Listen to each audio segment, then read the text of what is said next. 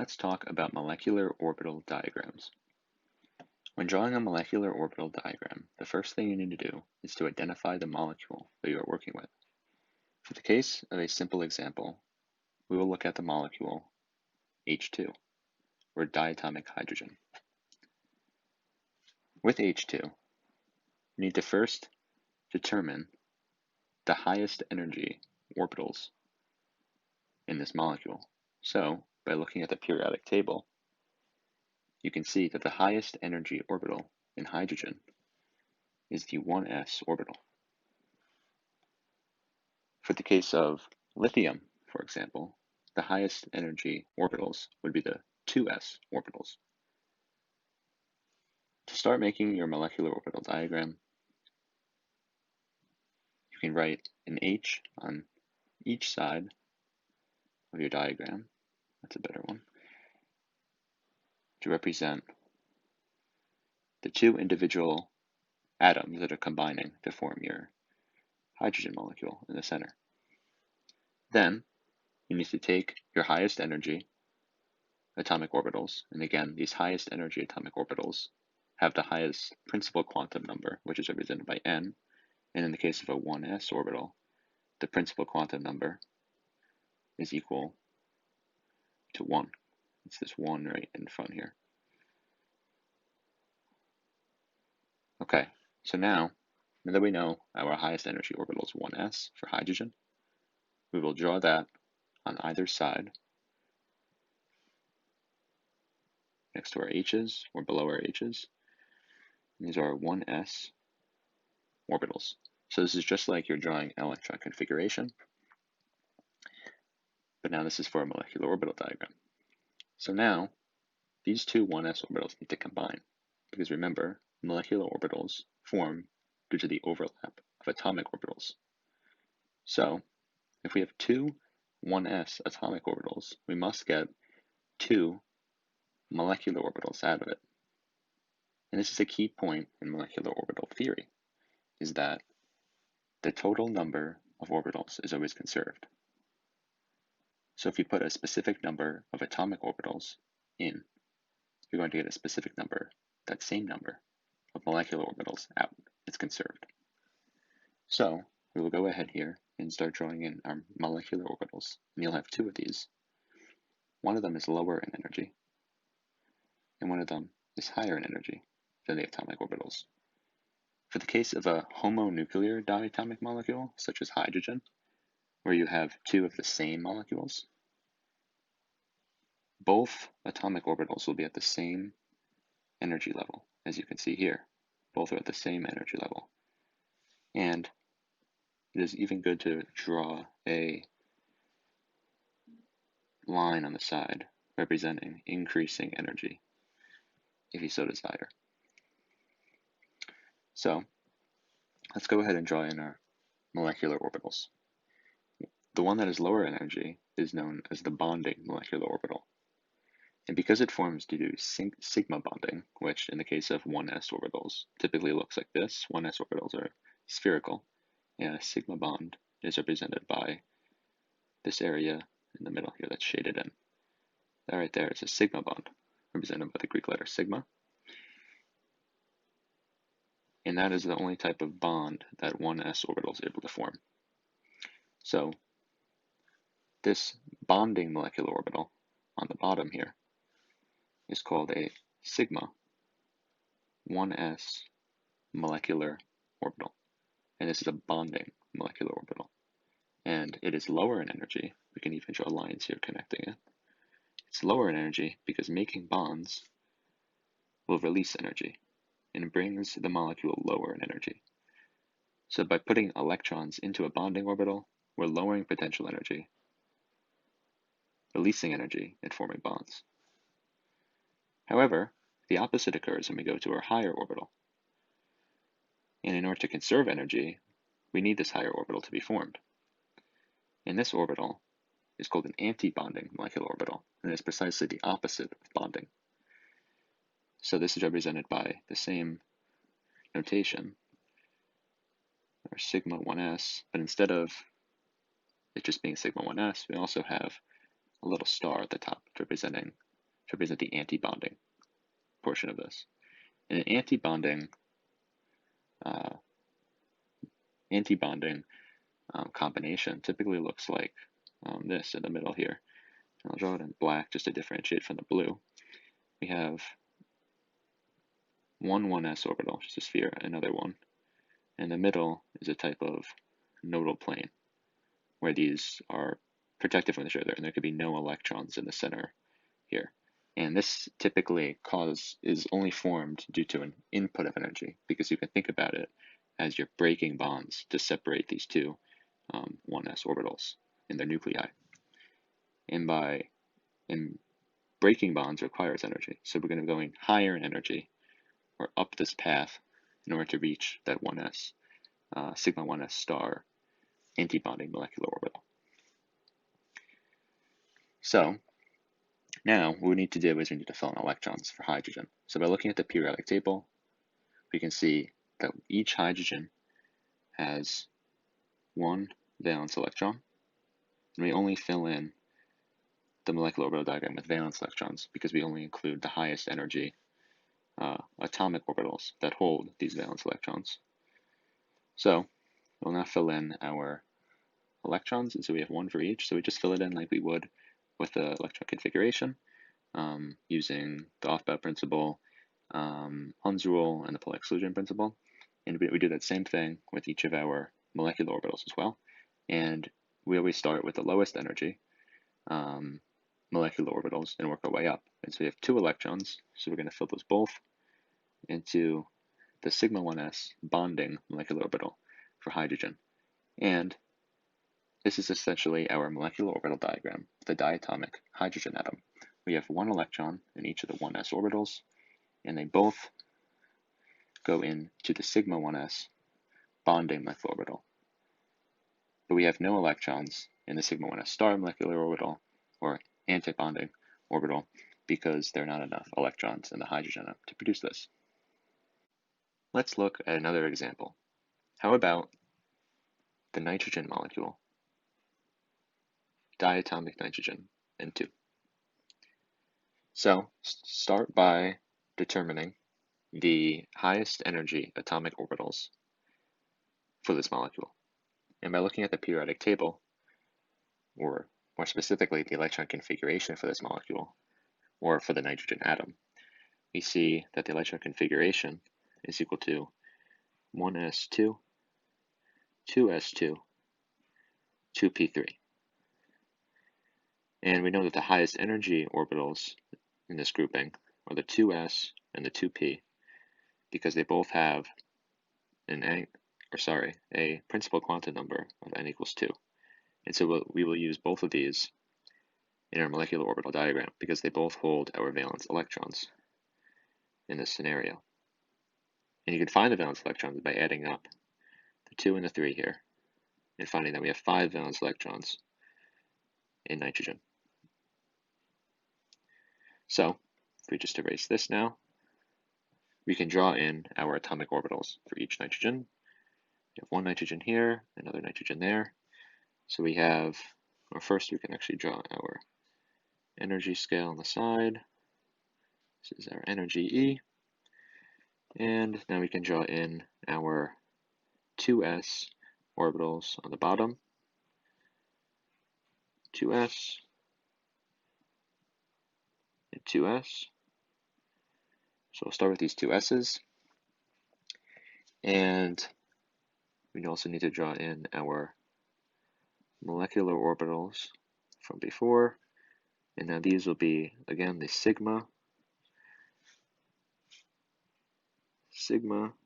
2s bonding molecular orbital and the sigma 2s star antibonding molecular orbital. And now we recognize that we're also including 2s now because these bonds and these bonding molecular orbitals are forming because we have an overlap of 2s atomic orbitals instead of 1s atomic orbitals, like in the case of hydrogen just before. So another thing that's important to realize is that these nitrogen molecules are again at the same energy level. These nitrogen atoms actually are the same energy level here. And that's again because this is a homonuclear diatomic molecule, and both atoms are the same in the nitrogen molecule. And in a heteronuclear diatomic molecule, something like, let's see, we can do carbon monoxide would be a heteronuclear diatomic molecule.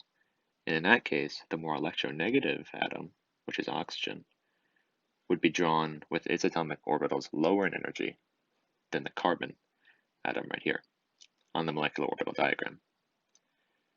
And again, that's for the atomic orbitals. You're going to draw the atomic orbitals lower in energy for the more electronegative atom. But in this case, for homonuclear diatomic, no need to worry about any of that. They're at the exact same energy level for the atomic orbitals, like we see here for our two s orbitals. Okay, so now let's draw a few lines just connecting these, just to show a progression of energy here. Okay, and now let's continue drawing our molecular orbital diagram. So if you remember, we also have p orbitals we have to include.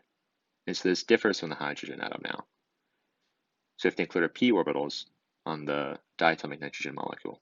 And we know that the p orbitals are higher in energy than the s orbital because they have, although the n is equal to 2, that's an r, the n is equal to 2 in both cases, the p orbitals have an angular momentum quantum number, or L, of 1, while the s orbitals, this is for p, the s orbitals have an L that's equal to 0. So that means that the p orbitals are higher in energy than the s orbitals. And so that's why we're going to draw them above the p orbitals in this case, or above the s orbitals in this case. So let's draw in our p orbitals, and we know that there's 3 p orbitals where we can fill electrons into through our knowledge of electron configurations. And now we have to draw in our molecular orbitals. So because there's 3 p orbitals here, this is our 2p, and we know that the p orbitals can hold 6 electrons in total, based off our knowledge of electron configurations again. Because there's 3 p orbitals for this nitrogen, 3 on this side, we have a total of 6 p orbitals that are combining to form our nitrogen molecule. So that means we'll have 6 molecular orbitals, because remember, the total number of molecular orbitals, and orbitals in total, actually, are conserved. So we need 6 new molecular orbitals. So we'll start at the bottom. In the lowest energy molecular orbitals, in this new p section, I'll draw this a little bit lower here, just so I want to make sure I have enough room.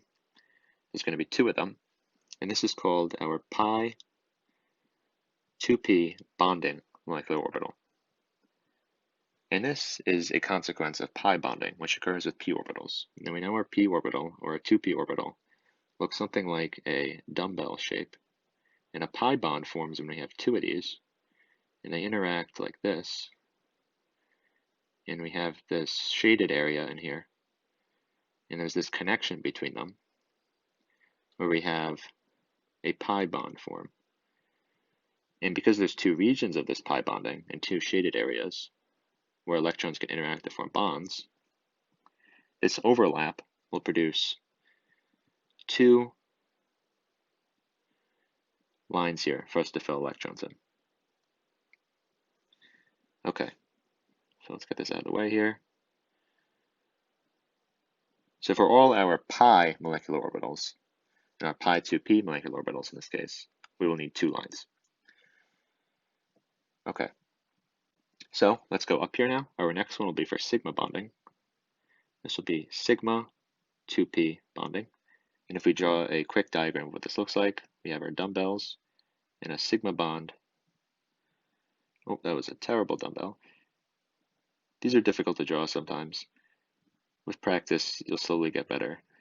That's your sigma bond representation of what the sigma 2p molecular orbital looks like.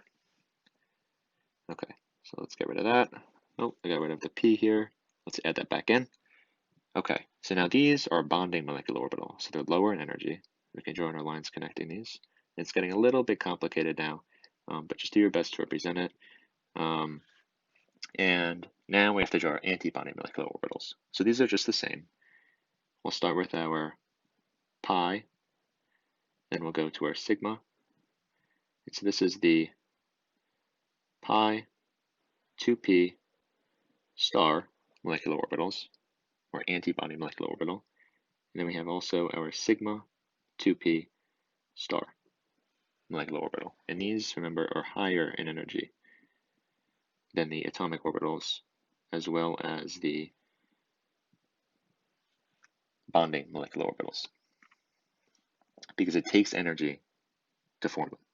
You're putting energy into the system in order to form an antibonding combination. Okay, now let's focus on adding the electrons in. So each nitrogen contributes 5 valence electrons. So let's draw, this is 5 valence electrons and 5 valence electrons. And so let's draw those in here using our electron configuration rules. We start at the lowest, and then we fill each orbital in with 1 electron of parallel spin. So do up spin, and we'll do that. It's actually only 4, so we have to add 1 more, 5. And then we do this on the same side over here. And now if we add all these electrons together, we'll add them into the molecular orbital for this nitrogen, which is going to have a total of 10 valence electrons. Okay, so let's draw this in here, starting with our sigma 2s bonding molecular orbital. We have 2 there, and then we go up to our antibonding sigma 2s star molecular orbital. 2 more there, so we have 4, and then we go up to our pi 2p molecular orbital. We're going to fill in 2 in each here, and then we're going to go up finally to our sigma 2p bonding molecular orbital and fill in 2 electrons in that case. So in total, we have 1, 2, 3, 4, 5, 6, 7, 8, 9, 10 electrons filling up our molecular orbital diagram for the nitrogen molecule. So remember that each molecular orbital, so for example, the sigma 2s level, or one of these pi 2p molecular orbitals, can hold a maximum of 2 electrons. As you can clearly see that each orbital holds 2 electrons in this molecular orbital diagram. Another really important point is that once you go past nitrogen and you go on to oxygen, fluorine, and neon and those diatomics, so for example, if you had oxygen gas, O2, for that molecule, the ordering of these p molecular orbitals actually changes. And so I don't have enough room here to redraw it, but I will describe how it changes. The sigma 2p and the pi 2p's here will actually switch places. And so your ordering will be sigma 2p on the bottom, and then you'll have pi 2p star, and sigma 2p star. So these antibondings stay the same, but these bottom two will essentially flip spots, and you'll have the pi's in the middle, the bonding pi, and then the antibonding pi above it, and then the sigma bonding on the bottom, and the sigma antibonding on the top. And so your order for that's only for oxygen, fluorine, and neon, which you'll have that in the second period. And then nitrogen and everything to the left of that in the second period of the periodic table, you will follow the order that is that we just drew out right here. So really, you just want to follow a couple key steps. Find how many valence electrons you have. Find the highest energy atomic orbitals and draw those in, and then draw in your molecular orbitals, and then fill in the electrons for the entire diagram. And just remember that the total number of orbitals will always be conserved. Okay, so just remember to have the count of the orbitals and make sure the atomic orbitals have the same number as the molecular orbitals. And you can count that up on this diagram right here. You'll find that that's true. And just follow those procedures, and you should end up getting the correct diagram filled in the accurate way. And it seems really daunting at first, but as you do it more and more, you'll get the hang of it, and it'll become quite easy for you, I'm sure. Just one more quick note before I wrap up here. We didn't go over any examples of heteronuclear, diatomic molecule, molecular orbital diagrams in this video. I mentioned one as carbon monoxide, but we didn't make the diagram for it. The procedure is exactly the same. Just remember, in terms of counting up valence electrons and placing them in the diagram, and the molecular orbitals and the names of them will remain the same. Just remember your energy spacings, and to create your antibonding combinations higher in energy than your bonding molecular orbitals. The only thing that's different is what I mentioned before, is that your more electronegative atom will be, the atomic orbitals for that atom will be placed lower in energy than the less electronegative atom. So just remember to take that into account, and so you kind of have a different orientation to your molecular orbital diagram. It'll look a little bit different with some atomic orbitals lower in energy than others, but the entire procedure is exactly the same besides that. So I just want to make that note to help you out in case you were making a diagram for that case, but you didn't see it in this video. And if you have any comments or questions, I'll try my best to respond to them down below. And thank you again, and I hope you have a great day.